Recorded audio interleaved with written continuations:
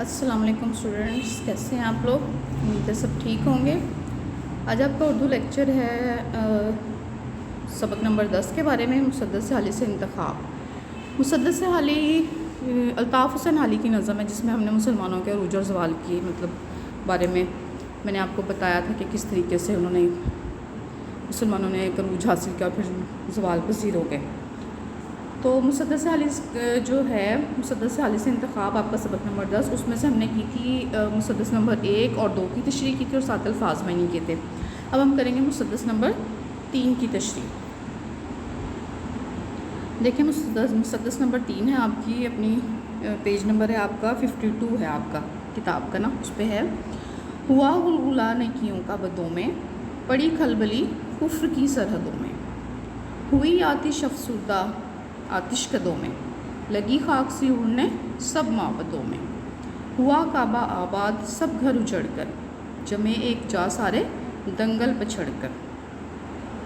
یہ میں آپ کو میننگ بتا چکی ہوں، لیکن دوبارہ سے بتا دیتی ہوں۔ غلغلہ ہوتا ہے شور، اور بدو مطلب یہ بدی سے نکلا ہے لفظ، اس کا مطلب ہے بروں میں، اور کھلبلی کا مطلب ہوتا ہے بے چینی، کفر مطلب کافروں کی اس میں سرحدوں میں، ہوئی آتش افسردہ، آتش افسردہ کا مطلب ہے کہ آگ سرد پڑ جانا، بجھ جانا آگ کا۔ آتش کدے، آتش کدوں میں، آتش کدے پارسیوں کی عبادت گاہ ہے جس میں وہ آگ جلا کر عبادت کرتے۔ لگی خاک، خاک ہوتا ہے مٹی، سب معبدوں میں، معبدوں ہوتے ہیں عبادت گاہوں کو کہتے ہیں۔ ہوا کعبہ آباد سب گھر اجڑ کر، اجڑنا مطلب برباد ہو جانا، اور جمے ایک جا، ایک جا کا مطلب ہوتا ہے کہ ایک جگہ، اور دنگل ہوتا ہے آپ کے لڑنے کی جگہ، ٹھیک ہے، کشتی لڑنے کی جگہ ہوتی ہے وہ۔ اور پچھڑنا کا مطلب ہوتا ہے ہارنا یا ٹکر مار کر گرا دینا، ٹھیک ہے، یعنی کہ کسی کو پیچھے کر دینا۔ چلیں دیکھیں اب آپ لوگ اس کی تشریح۔ اسلام سے جو ہے، اسلام سے اہل عرب یعنی کہ اسلام سے عرب کے لوگوں نے اچھے اور برے میں تمیز سیکھی، یہی ہے نا۔ انہیں بتایا گیا کہ اللہ کے جو ہیں قریب ہونے کے لیے کن چیزوں کی ضرورت ہے، اور یہ بھی انہیں اسی اسلام سے ہی پتہ چلا کہ نیک اعمال وہ واحد راستہ ہیں جن سے ہم اللہ کی رضا حاصل کر سکتے ہیں۔ یہ مان لینے کے بعد وہ بدکار لوگ یعنی کہ وہ برے لوگ جو ہیں، جن کے برے اعمال نے انہیں اللہ سے دور کر دیا تھا، ان میں بھی خواہش پیدا ہو گئی کہ وہ نیک اعمال کریں، اور اس طرح جو کفر کی جو دیواریں تھیں ان میں کیا ہو گیا، وہ ٹوٹنے لگیں، اور جو کفر کی وجہ سے لوگ اپنے اللہ سے دور ہو گئے تھے، وہ کفر جو تھا وہ آہستہ آہستہ ختم ہونے لگا، اور اس پر اسلام جو تھا وہ چھا گیا۔ اور جو آتش کدے تھی، جہاں پر آگ جلا کر عبادت کی جاتی تھی، غیر اللہ کی عبادت کی جاتی تھی، وہ لوگ بھی ایک اللہ پر ایمان لے آئے، اور پھر کعبہ جو تھا وہ آباد ہوا، وہاں پر اللہ تعالیٰ کی عبادت ہونے لگی، حق کی آواز بلند ہونے لگی، اور وہاں پہلے 360 بت رکھے ہوئے تھے، اور بتوں کے جو تھے وہ گر گئے، ختم ہو گئے، اور وہاں پر کیا ہو گیا، اللہ کا ایک گھر آباد ہو گیا جا کر، جہاں پر مسلمان ایک جگہ جمع ہو گئے، اور اس طرح مسلمان جو تھے وہ، اور یہ جو اسلام اور کفر کی جو جنگ تھی، یہاں پہ دنگل اور پچھڑنے کا مطلب لڑائی، اور جو ہے اس کا مطلب یہ ہے کہ اسلام اور کفر کی جو ایک جنگ تھی، اس میں کیا ہوا تھا کہ مسلمانوں نے فتح حاصل کی، اسلام جو تھا اس کو فتح حاصل ہوئی، اور اسلام کا بول بالا ہو گیا، اسلام کفر پہ غالب آ گیا، اور لوگ جو تھے وہ کیا ہو گئے، اسلام قبول کرنے لگے، ایک اللہ کو ماننے لگے،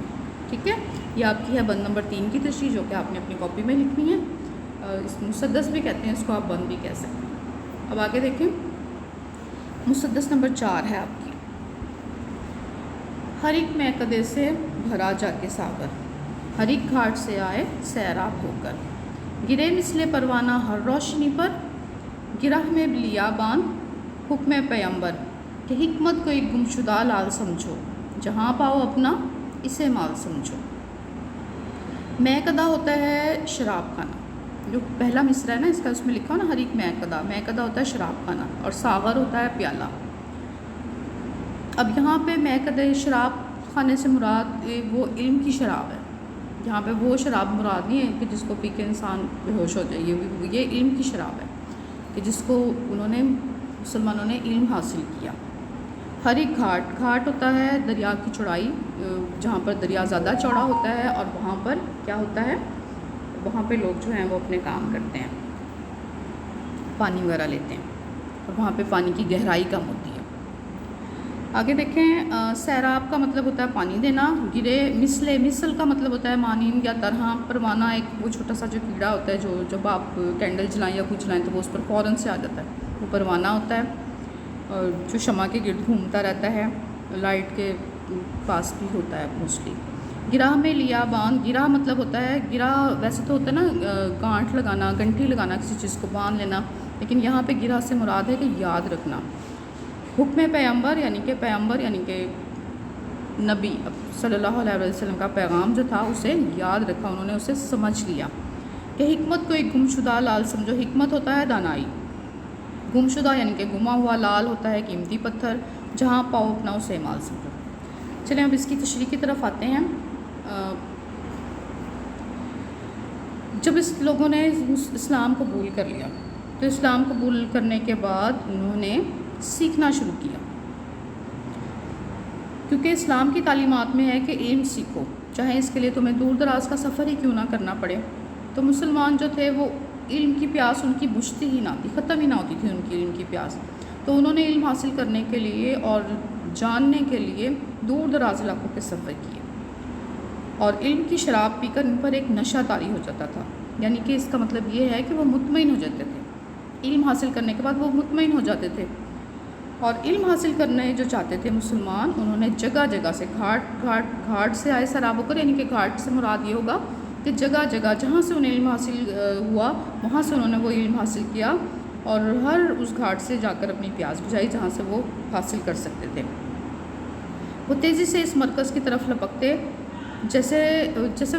پروانہ روشنی کو دیکھ کر اس کی طرف لپکتا ہے، اسی طرح مسلمان جہاں سے انہیں کچھ سیکھنے کو ملتا تھا وہ فوراً اس کی طرف بڑھتے تھے، آگے بڑھتے تھے۔ دانائی جو ہے وہ مومن کی گمشدہ میراث ہے، میراث مطلب جائیداد، یہی وہ پیغام ہے جو رسول اللہ صلی اللہ علیہ وسلم نے بھی مسلمانوں کو دیا، اور پھر انہوں نے مسلمانوں نے اس پیغام پر عمل کرنے کی کوشش کی کہ دانائی جو ہے، عقل جو ہے، علم جو ہے، وہ ایک ایسی قیمتی چیز ہے کہ وہ ایک جو سب سے قیمتی پتھر ہوتا ہے اس سے بھی زیادہ بڑھ کر ہے وہ، کیونکہ اس کو حاصل کرنے کے بعد تم کچھ سوچنے سمجھنے کے قابل ہوگے، نہ صرف خود کو پہچانو گے بلکہ اللہ تعالیٰ کو بھی پہچان جاؤ گے، اور اللہ کی جو ہے وہ قدرت کو جاننے کے لیے اور اس دنیا کی حقیقت کو جاننے کے لیے دانائی کا ہونا بہت ضروری ہے، اس لیے جہاں سے دانائی کی بات ملے وہاں سے جاؤ اور اسے حاصل کرو، ٹھیک ہے، کیونکہ یہ تمہاری اپنی چیز ہے اور تم نے اسے حاصل کرنا۔